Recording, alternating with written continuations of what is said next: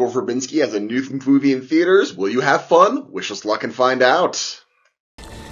You've seen it before, haven't you? Once more unto the bridge, dear friends. Again and again until we're both dead. There's only like 12 stories. They change around little details, but they're all pretty much the same.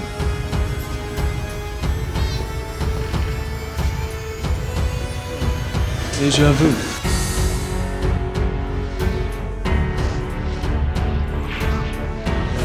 Something very familiar about it.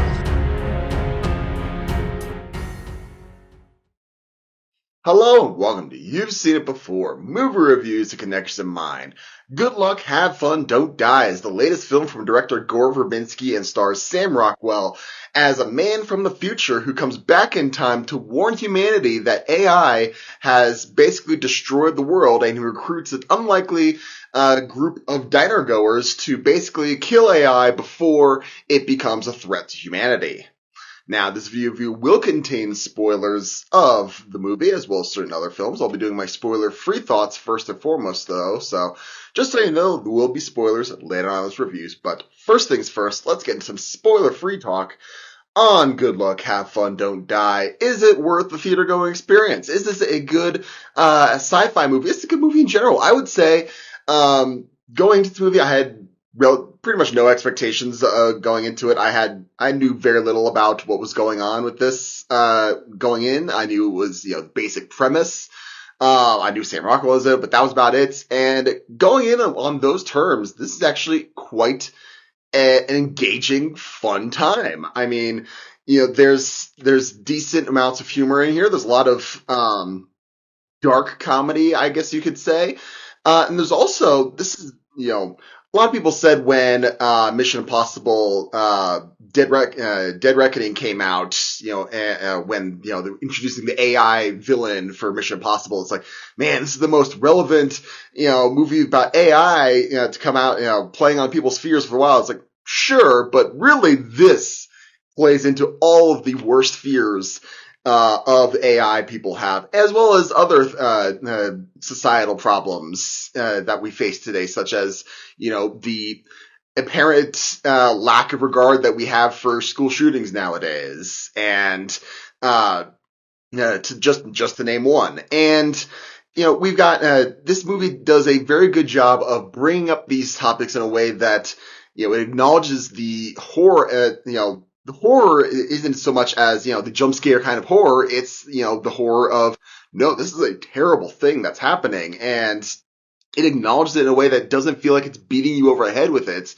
And it does feel like it's making smart commentary, along the way, which in this day and age is somewhat of a rarity. It's hard to make, good satire without it feeling preachy, to use, for lack of a better word. And this one, I think, plays into those fears in a way that acknowledges the fear, but also it doesn't distract from the characters, and the characters I think what really make this work, because the AI it has loose rules. We'll get into that in a second, but really it's about Sam Rockwell, this guy who I don't believe actually gets a name. I think he's just called the Man from the Future. He is selling it as this, people say it's like, yeah, you look like a homeless guy coming in off the street and, barging into a diner and saying, hey, I'm from the future. It's like, that's, every other day in a big city, right? So the fact that he's able to convince people to follow a seemingly crazy homeless man on this thing, I think is, you kind of have to suspend your disbelief a little bit, but he makes this work, and I think that's what matters in the long run. And this movie wouldn't work if it was just him, though, and he's got some great supporting cast as well. You've got Zazie Beetz and Michael Pena as a married couple whose marriage is rocky, and they're both both teachers, and they have good chemistry. They have fun lines associated with this. And as well as, there's other characters such as Ingrid, who she is the she's dressed as a ballerina. But her deal is she's allergic to technology. Like she gets nosebleeds anytime she's near like a Wi-Fi signal. Which you would think that should be bleeding all the time, considering Wi-Fi is basically everywhere. But that's that's neither here nor there.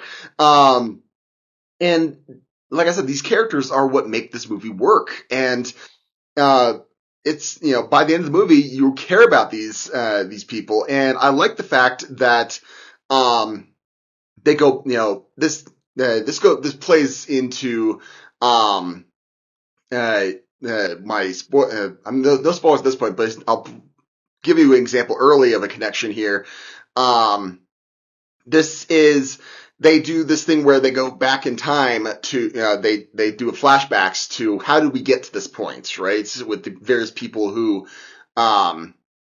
get recruited for this mission, and they get the flash title, the title card. It's like, oh, this is this person. And then they go back in the story, and then, oh, this is this person. Very much like Bullet Train in the way. I know other movies have done something like that, but Bullet Train was the most recent movie that came to my mind that used this particular trope. And I like that. I like that, it's not just flashback for flashback's sakes. You get good exposition, and you see where these people are coming from and why they would willingly be recruited for this insane mission from the arguably insane person. And again, the chemistry between these people works enough so that, and you make them care about these people. So by the end of the movie, I forgot exactly how long it is, but it doesn't feel like it's a long movie at all. That's, power of an engaging storyline at its core. So I'd say if you are interested in sci-fi, if you, or are at least willing to put up with a, sci-fi premise, but not necessarily, being buried in sci-fi, that's more of a framing device for the story. I think, but you really it's more of a character piece. I think you're going to enjoy this movie. So if I was going to give Good Luck, Have Fun, Don't Die, Let It Grade, I would say this is an A-. And if we're going to weigh this movie in on the scale of unoriginality, I would say this weighs in at kinda original, which is pretty respectable given the state of creative bankruptcy in Hollywood these days. So those are my main spoiler-free thoughts on Good Luck, Have Fun, Don't Die. Now let's get into some spoiler talk as to certain plot developments and character arcs that may seem familiar to you and where you may have seen them before. So, like I said, this movie does feel like it uses the plot device from Bullet Train, as well as other movies as well, but where, the flashbacks of at certain points in the movies, it was like, all right, well, how did this person end up here? How did this person end up here? So, yeah. And also that was another movie where a bunch of eccentric characters meet up and, unlikely work together.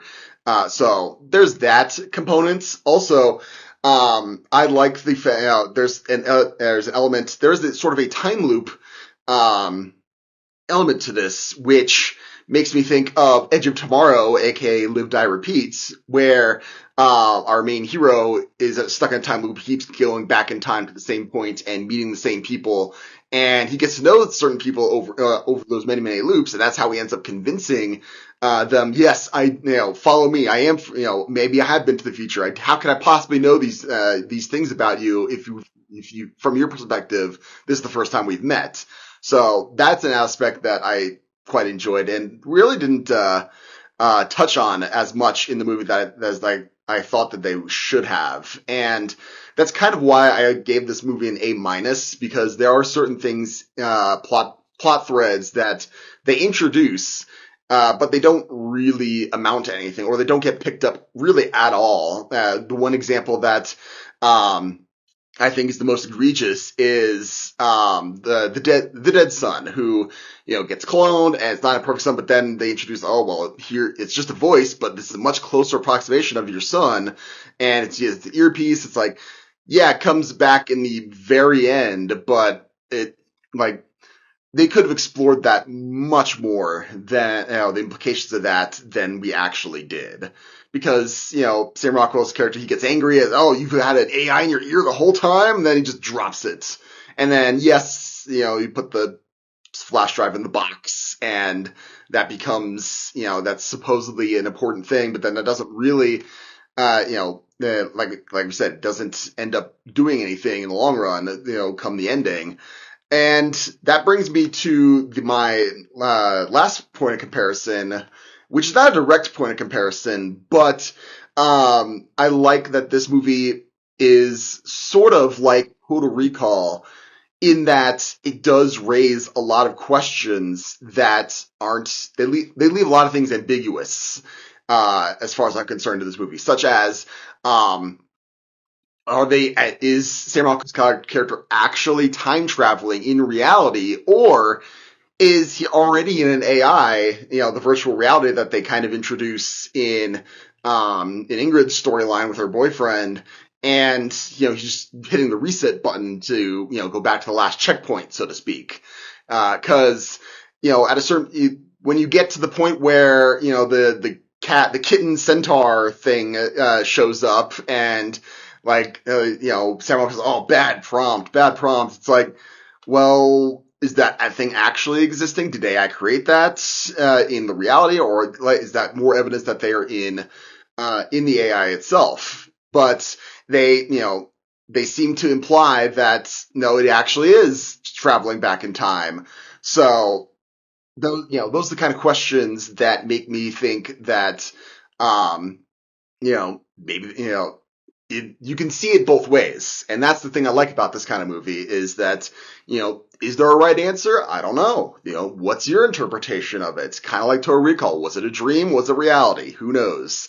But again, that also plays into the second, reason I, knocked this movie down a little bit to A- is because, the twist with Ingrid, I thought was just way too obvious. You could have guessed that as early as when Sam Rockwell saves her life from getting crushed by the car or whatever, and she, they're like, oh, well, you said we were all expendable. Why'd you save me? And, the answer is like, oh, well, she's obviously significant. And then we cut back to, his character's backstory in the future in the bunker, and they purposefully avoid showing you the mother's face. Like, gee, I wonder who that's gonna be. And, the way the movie plays that as a, big twist in the end, it's like, no, that was way too easy to guess. Like, that just falls flat, I think. So, that to me is, that could have been written a little better. That was a little cheesy. That could have been, that could have been done a little better, but that's just me. Overall, I would say, this was a fun movie, an engaging movie. What did you think of Good Luck, Have Fun, Don't Die? Did you like it? Did you not like it? What about my analysis? Do you agree, disagree? Did I miss something? Let me know in the comments down below. Thank you so much for watching. Be sure to look for my next movie review, which, if the schedule holds, I believe is going to be for Project Hail Mary, which comes out March 20th. So look forward to that. And if you like this video or any other video on my channel, please give me a like, share, and especially subscribe. I would very much appreciate it. Again, thank you so much for watching. Just remember, there is nothing new under the sun. And yes, you have seen it before.